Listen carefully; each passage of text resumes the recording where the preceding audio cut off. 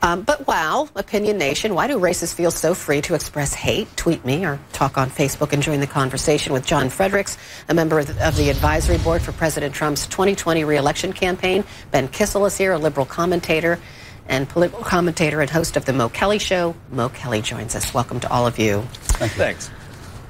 Wow. Just seeing those all together makes my head want to explode.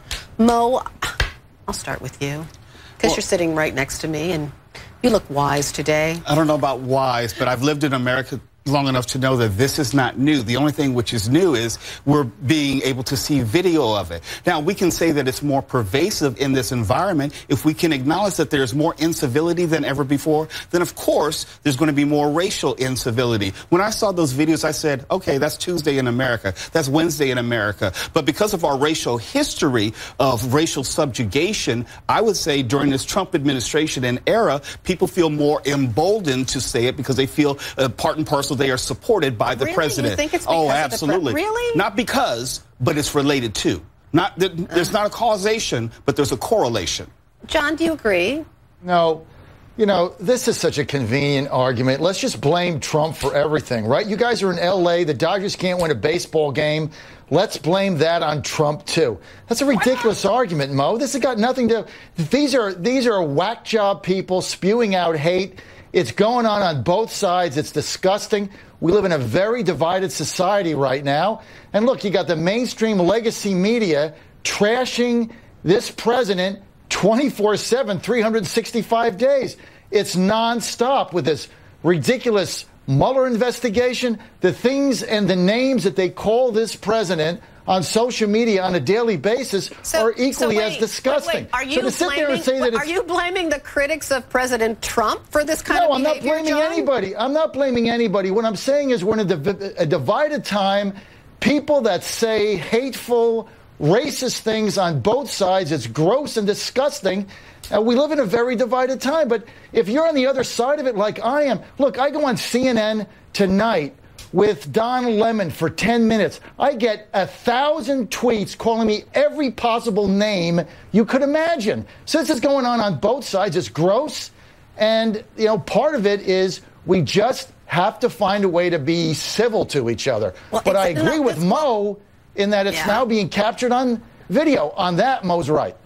But okay, I want to go back for a second to that guy in the New York restaurant, in the New York City restaurant, you know, who is maligning people for speaking Spanish because he seems to be a serial racist. I don't know what you call it. He's a serial racist.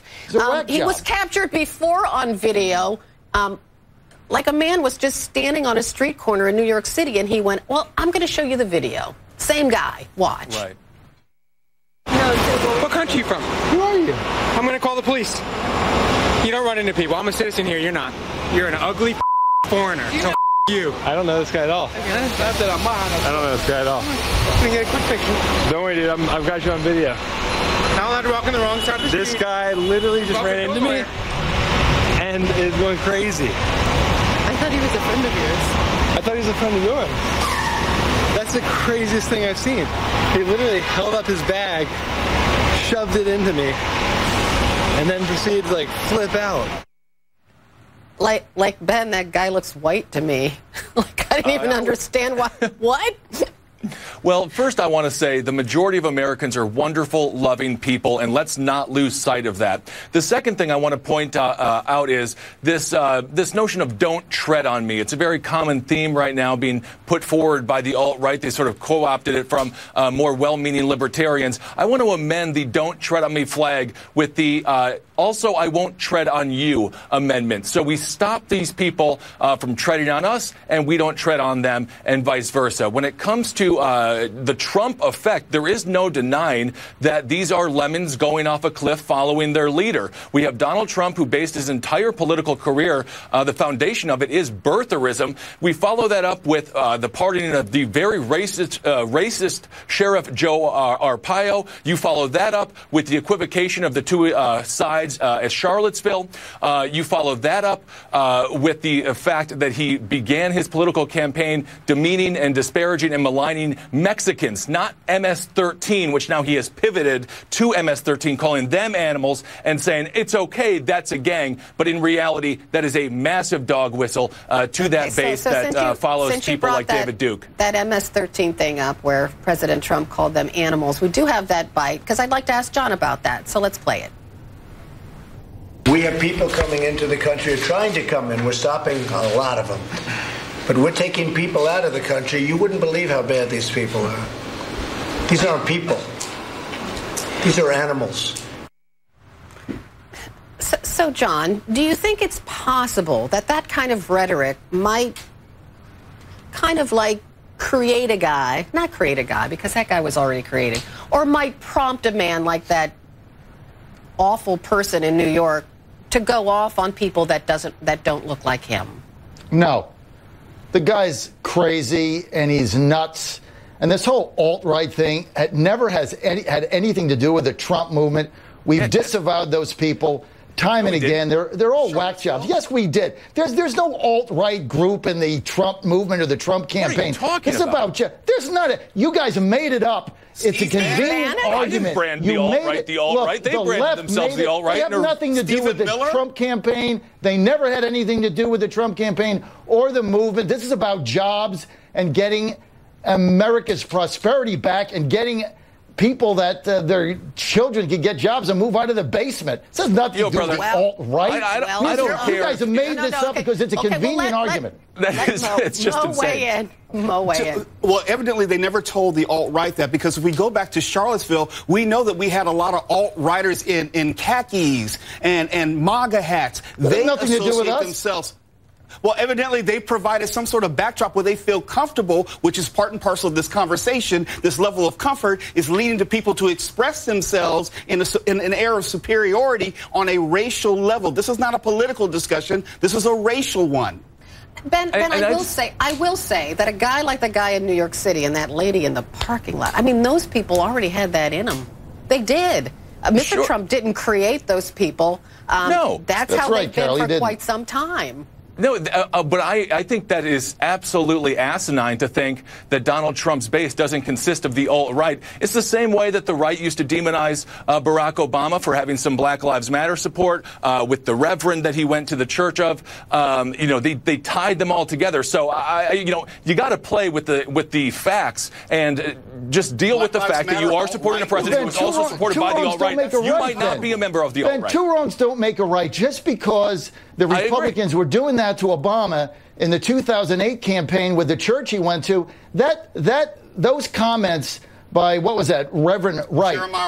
Jeremiah Wright. That reflected 1/1,000,000% of black America at the time. The guy was equally crazy. So to be two wrongs don't make a right. That's my point. Anybody can put a hat on and say they're with the Trump campaign, just like anybody can put a Clinton hat on and say they're with the other people. Sure, that's not reflective of them. You've got communists that voted for Clinton, Antifa that voted for Clinton. We had rallies where they were beating us up. They voted for Clinton. It has nothing to do with either of these two movements, and especially the president's got nothing to do with this. All you guys want to do is take everything that happens bad and say, oh, it's Trump's fault. It's a convenient, ridiculous argument. Okay, so let's move away from that argument and talk about solutions, right? I don't know what should be done to that guy in New York because he's intent on terrorizing people on the street for no apparent reason. Well, I don't know why. I don't know how to stop such things. So how does America deal with that? Oh, go ahead, Ben. It's because we live in a niche market society. Your Instagram, your Twitter, if you can get a niche market cornered, so he has, let's say there's 10 million people who believe the way that he does when it comes to Hispanic people individuals working at a salad restaurant. He will get that people, he will get those 10 million people, and that's all that he needs. He can monetize it and make a nice living off of it. This is what the problem is right here. These phones, that social media, put these down, and we have to have conversations like we're having here.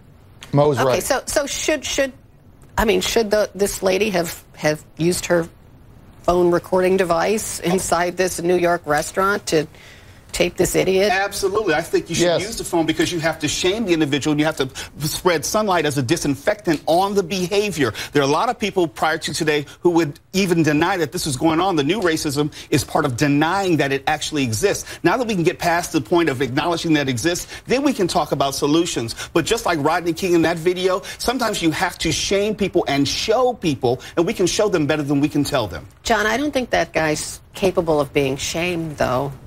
Do you? Look, there's whack jobs out there. You can't do anything about it.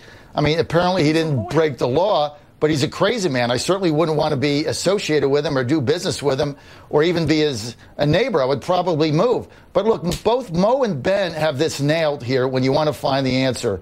Mo got it because there are people that if they can just find a little niche of the other crazies and they hit clicks, they make money off it. Ben's correct, though, also is you need to capture this on video. I mean, we just had a video of a cop in Alpharetta, Georgia, a suburb of Atlanta, Georgia, that took out a 65-year-old grandmother, dragged her out of her vehicle. Why do we have that? Because of body cameras. So we need this on film. But look, we don't blame that. That's just a stupid cop doing a stupid thing, and they need better training. But to blame Trump is ridiculous, and that's my whole argument here. We have bigger problems than the president, and he's solving our problems, and that's why he's going to win again. You have to blame somebody. Says a man who is going to campaign for President Trump in 2020. So thanks to all of you. Thanks to all of you. It was a great conversation. John Fredericks, Ben Kissel, and Mo Kelly.